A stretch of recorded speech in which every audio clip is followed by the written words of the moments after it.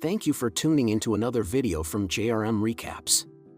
Today we will be discussing the foreign film, Leerling, which translates to The Student. Hope you enjoy. Spoilers ahead. The movie centers around Lana, a woman in her 30s who lives at home with her daughter and her husband, and is a teacher at the local secondary school. One day while she is holding an exam in her class, she looks up and notices that one of her new students, Benny, is staring at her. He does not say anything or ask for help, but just stares, which makes Lana slightly uncomfortable, but brushes it off. Later that day, Lana goes to pick up her daughter from school. When they get in the car to drive home, Lana sees Benny walking his dog around town.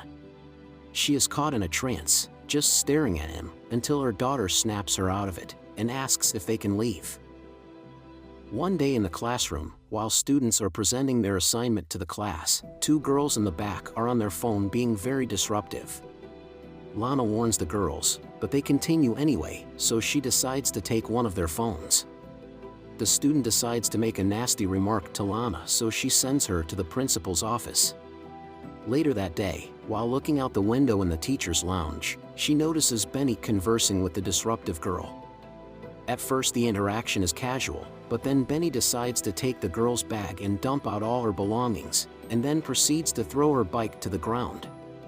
Startled by this interaction, she decides to ask a fellow colleague about Benny and his behavior, but is assured he isn't acting out of the ordinary.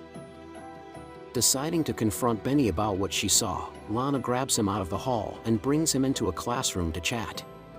She sits him down and asks him if he is adjusting to the new school well, and reassures him that she only wants to help. He dismisses her attempts and starts questioning her as to what her true intentions are, and begins to be very forward with her. Feeling uneasy, Lana makes up an excuse and leaves.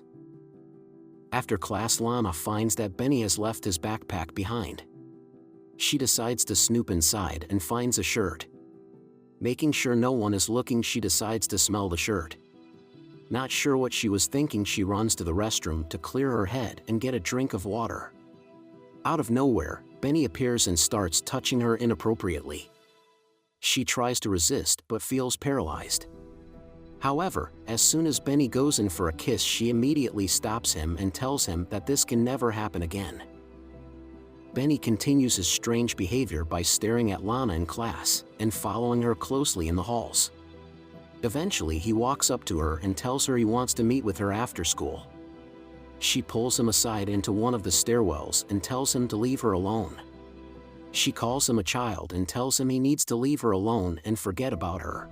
After the conversation, while walking to her car after school, Lana sees that her car has been keyed and the side mirror broken. She knows it was Benny, which starts to concern her since their conversation resulted in retaliation. Later, her husband returns home and questions her about the damages. She makes up a lie about hitting a lamp post, and although skeptical, he accepts her answer. Eventually, things start to unravel around her. Benny starts acting out in class and making lewd remarks towards her, to which she asks him to leave. This causes an uproar with the students and she decides to leave herself. She then goes on her routine run in the morning, but starts to get the feeling that she is being followed. She also starts getting strange calls from an anonymous person on the other end of line who does not speak. She assumes it is Benny and hangs up. All this boils up to a point where she no longer has the nerve to enter her classroom while Benny is there, and decides to take a sick day. When asked about her day at work, she must lie to her husband about taking days off so she doesn't draw any unnecessary attention. We see Lana take more time to herself and call out sick. One of the days, she decides to go to a museum. While looking at a painting, Lana quickly peers over her shoulder to find Benny staring at her and realizes he must have followed her. She makes her way around the museum, traveling through the different sections of the building trying to lose Benny. When she thinks she finally lost him, she makes a break for the elevator. However, before the elevator doors close, Benny finds Lana and enters. He then proceeds to tell her he misses her and asks her to come back to school. Lana then succumbs to her urges and tries to kiss Benny, but he refuses, and instead they have a very intimate moment. Afterwards, Lana starts to feel guilty and tries to open up with her husband about everything, but disguises it as a bad dream she has been having. In her dream, she is swimming in the water at the beach, and her family is playing in the sand. She tries to make her way towards them, but feels a force pulling her down. The more that she tries to fight it, the stronger it gets, and she doesn't know what to do. Her husband listens to her cryptic cry for help, but just assumes it's a bad dream and nothing more. Lana decides to take matters into her own hands. When she sees the staff leave a room they were responsible for watching, she sneaks in and takes an exam booklet for an upcoming test. Then, when no one is watching, she sneaks into the student's locker and plants the booklet in Benny's jacket.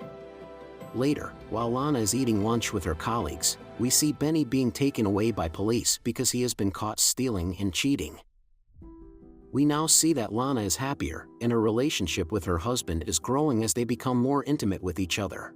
However, with Benny expelled from school, we still see Lana looking at his empty seat and daydreaming that he is still there. She even recalls some of the intimate memories she had with him.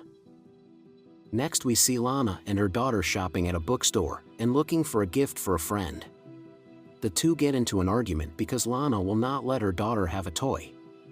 When trying to leave, she rushes to the front of the store only to find that her daughter did not follow.